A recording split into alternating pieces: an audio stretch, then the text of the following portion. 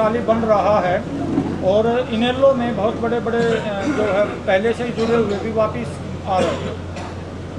हमने बहुत उतार चढ़ाव देखे।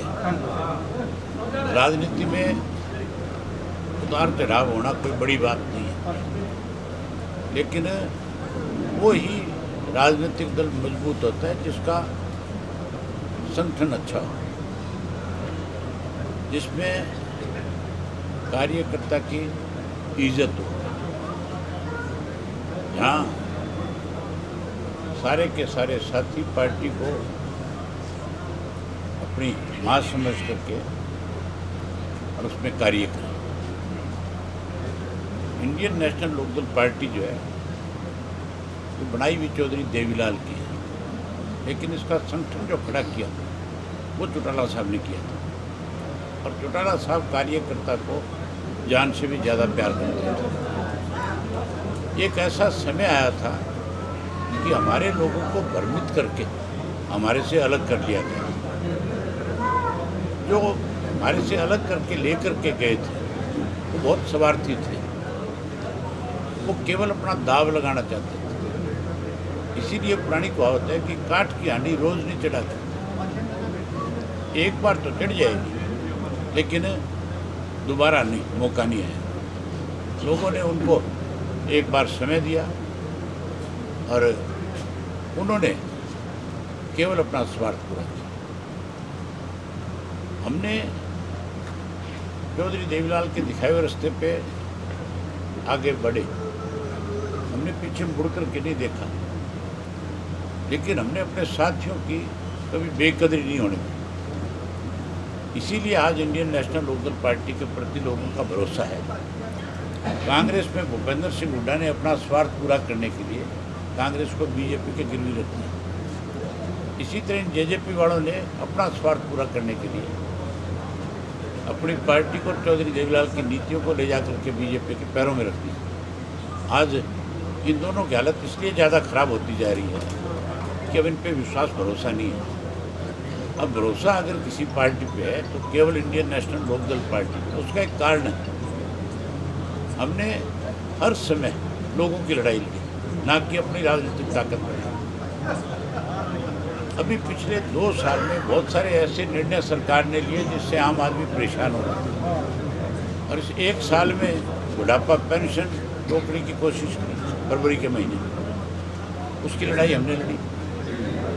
अब किसान की फसल जो है वो अपनी फसल मंडी में ना ले जा सके, उसको उसका पूरा भाव ना मिल सके, इसके लिए अनेक शर्तें लगा दी। उसमें भी केवल इंडियन नेशनल लोकदल पार्टी में मंडियों में जाकर के खड़े होकर के किसान की फसल को बिकवाने में बड़ी भूमिका निभाई। हमने उस लड़ाई को लड़ा और सरकार की जो शर्तें रखी हुई थी वो वापस करवाई। कुछ ऐसी शर्तें थी जिनमें ढील करवानी पड़ी, इसलिए लोगों का भरोसा बढ़ता है कि हम उनकी लड़ाई लड़ रहे हैं। आने वाले समय में भी सरकार को इस तरह के निर्णय लेगी तो हम उसके खिलाफ सख्ती से खड़े होकर के लड़ने का काम करें। अभी सरकार ने एक MOU साइन किया है पानी को लेकर। हमने साफ शब्दों में कह दिया कि पाइपलाइन तभी जा सकेगी जब SYL का पानी हमें मिल जाएगा, जब तीनों डैम बन जाए, उससे पहले नहीं जाने देंगे। सर किसान एक बार फिर दिल्ली आज हमारे पुराने जो साथी हैं राई हल्के के विशेष करके आज अजीत जी के नेतृत्व में आपने देखा सैकड़ों साथियों ने आज फिर से इंडियन नेशनल लोकदल पार्टी में अपना विश्वास व्यक्त किया। हम इनको विश्वास और भरोसा दिलाता हूँ कि पार्टी में पहले चौटाला साहब के समय में जो आपकी पहचान थी, हम उस पहचान को कम नहीं होने देंगे, उसको और बड़ा करेंगे और आपको जिम्मेवारी देंगे कि आप जैसे पहले पार्टी में एक कार्यकर्ता के नाते, एक पदाधिकारी के नाते जो जिम्मेवारी निभाते थे, मैं इनसे उम्मीद करूँगा कि उससे भी ज़्यादा बढ़ करके उस काम को आगे बढ़ाएं। अब जी लगातार जेजेपी पार्टी खाली हो रही है, इंडियन नेशनल लोकदल की तरफ नेता और कार्यकर्ता बढ़ रही है। आप भी बता रहे हो मेरे को, तो लगातार आप खुद कह रहे हो भी खाली हो रही ज्वाइन है। कर रहे हैं। खाली उस दिन हो गई थी जिस दिन नतीजे आए थे विधानसभा।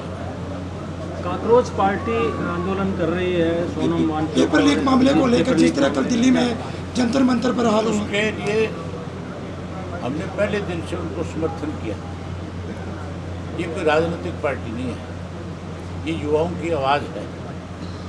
युवा आज इस बात का विरोध कर रहा है कि उसके पेपर तो लीक हो ही रहे हैं। जहाँ पेपर लीक करके उसको परेशान किया जा रहा है, वहाँ 20 ऐसे बच्चे थे जो मायूस हो गए थे, जिन्होंने सुसाइड कर लिया था। वो इस्तीफा ही तो मांग रहे थे प्रधान का। पहले तो ऐसा होता था कि रेल का एक्सीडेंट बंगाल में हो गया और मंत्री दिल्ली बैठा है। मंत्री कोई गाड़ी थोड़ी चलाता था, मंत्री कोई रेलवे लाइन पे जाके थोड़ा चेक करेगा, लेकिन वो एक जिम्मेवारी लेता था कि मेरा डिपार्टमेंट है, एक्सीडेंट हुआ है तो मैं इस डिपार्टमेंट को ठीक से संभाल नहीं पा रहा, इसलिए एक्सीडेंट हुआ तो मैं रिजाइन करता हूँ। अनेक उदाहरण ऐसे हुए थे कांग्रेस के वक्त में और दूसरी पार्टियों के वक्त में कि मंत्री जिम्मेवारी लेकर के इस्तीफा देता था। अगर मोदी अपनी गलती का एहसास कर सकता है, किसान आंदोलन के दौरान 750 किसान मरे थे, 13 महीने आंदोलन चला और मोदी ने आखिर आकर के माफ़ी मांगी कि नहीं मांगी?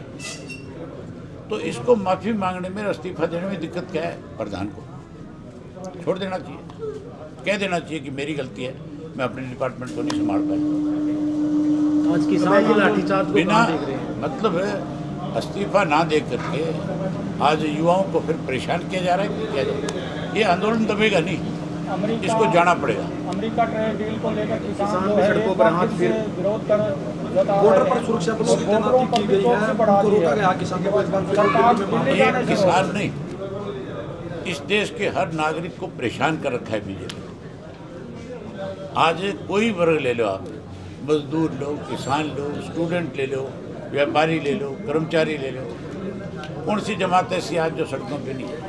पिछले दिनों जैनत गांव को पानी देने की बात थी, 2 महीने तक वहाँ के लोगों को बेवजह, माताओं बहनों को, छोटे छोटे बच्चियों को, बच्चों को धरने पे बैठा के रखा कि नहीं रखा? आखिर थूक के चाटा कि नहीं?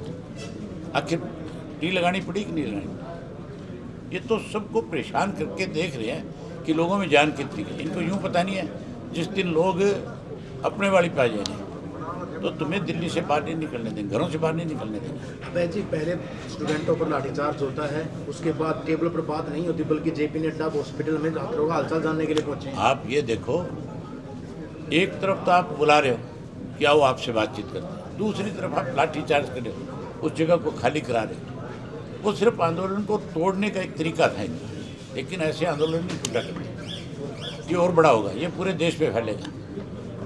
जेपी आंदोलन खत्म हुआ था कि आखिर इमरजेंसी लगानी पड़ी, इसी तरह के हालात हो जाएंगे। वो भी युवाओं का था, ये भी युवाओं का है। बीजेपी ने हाइड्रोजन ट्रेन चलाने का एक बड़ा इवेंट किया सर, उस पर कोई मैंने तो उसकी एक वीडियो देखी थी, आप जैसे साथी ने डाल रखी थी, डीजल का इंजन आगे लगा हुआ था, हाइड्रोजन नहीं थी।